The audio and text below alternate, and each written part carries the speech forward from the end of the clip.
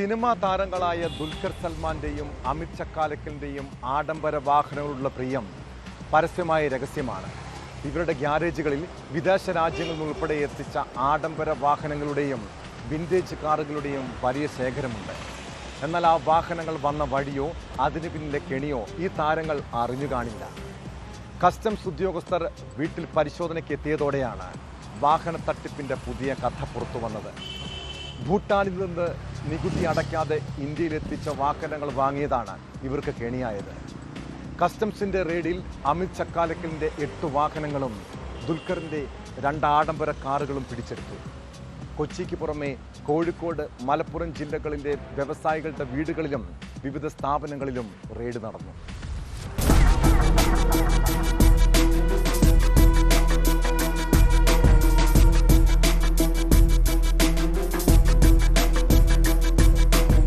Operation തുങ്കൂറിന്റെ ഭാഗമായി കേരളത്തിലുടനീളം നടത്തിയ കസ്റ്റംസിന്റെ പരിശോധനയിൽ 36 വാഹനങ്ങളാണ് പിടിച്ചെടുത്തിരിക്കുന്നത്.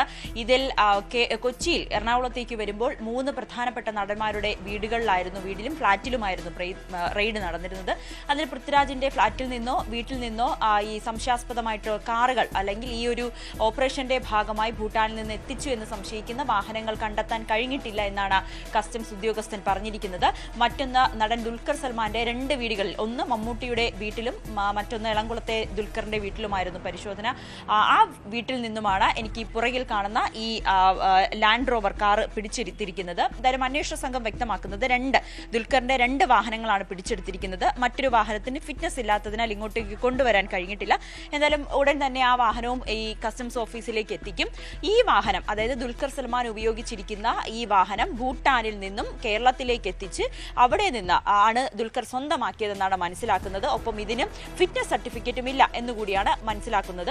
അങ്ങനെ ആ രീതിയിലേക്കാണ് കസ്റ്റംസിന്റെ പരിശോധന. ഇനി അടുത്ത ഘട്ടം എന്നോണം അന്വേഷണ സംഘം കടക്കുന്നത്, അല്ലെങ്കിൽ കസ്റ്റംസ് കടക്കുന്നത് ദുൽഖർ സൽമാനോട് ഈ വാഹനത്തിന്റെ കൂടുതൽ രേഖകൾ, ഈ വാഹനം എവിടെ നിന്നാണ് വാങ്ങിയത്, എത്ര രൂപയാണ് നൽകിയത്, ഇതിന് എന്തൊക്കെ പേപ്പറുകളുണ്ട്, ഇതെല്ലാം കൃത്യമായിട്ട് അന്വേഷണ സംഘത്തിന് മുന്നിൽ ഹാജരാക്കാൻ ആവശ്യപ്പെടും.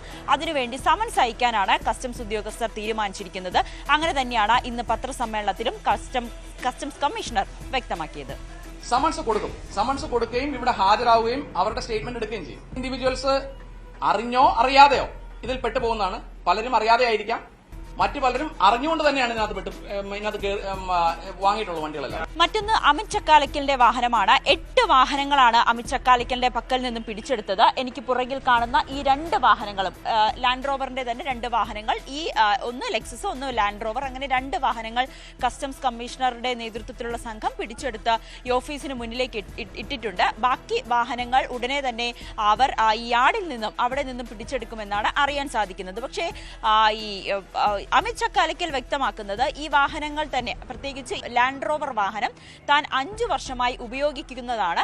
അതിൽ പ്രത്യേകിച്ച് ആദ്യം ഈ റഷ്യൻ എംബസിയുടെ പേരിലായിരുന്നു ആദ്യം ഇത് രജിസ്റ്റർ ചെയ്തത്. പിന്നീട് അത് തന്റെ കയ്യിലെത്തുമ്പോൾ അതൊരു ഗോവൻ സ്വദേശിയിൽ നിന്നാണ് താൻ വാങ്ങുന്നത്. കഴിഞ്ഞ 5 വർഷമായി ഉപയോഗിക്കുന്നുണ്ട്. നവംബർ മാസത്തിലും ഇതേപോലെ ഒരു റെയ്ഡ് തന്റെ വീട്ടിലുണ്ടായിരുന്നു. അന്ന് കൃത്യമായിട്ടുള്ള രേഖകൾ കാണിക്കുകയും തന്റേത് ഈ ഭൂട്ടാനിൽ നിന്നും വന്ന വാഹനമല്ല എന്ന് കണ്ടെത്തുകയും ചെയ്തു എന്നാണ് അമിത് ചക്കാലക്കൽ വ്യക്തമാക്കിയത്. എന്റെ വണ്ടി എന്റെ അവകാശം, അതായത് എന്റെ ഓണർഷിപ്പിൽ തന്നെ ഇരുന്നിട്ട് ഇപ്പൊ 5 വർഷത്തിന് മുകളിലായി. അപ്പോൾ അതിന്റെ ഞാൻ 1999 ആ വണ്ടി രജിസ്റ്റർ ചെയ്തത്.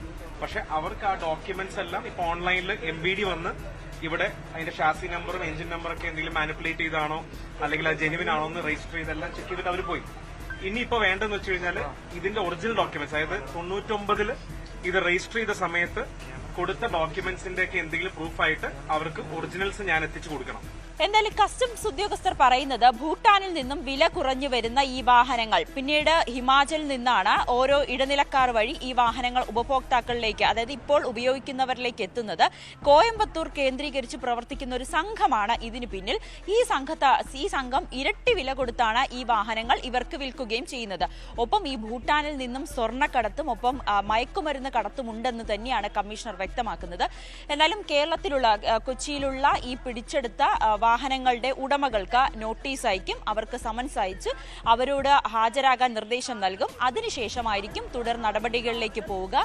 ഇത് പിഴയടച്ച് വാഹനം എടുത്തുകൊണ്ട് പോകാൻ പറ്റുന്ന ഒരു സാഹചര്യമല്ല എന്നുകൂടി കമ്മീഷണർ വ്യക്തമാക്കിയിട്ടുണ്ട്.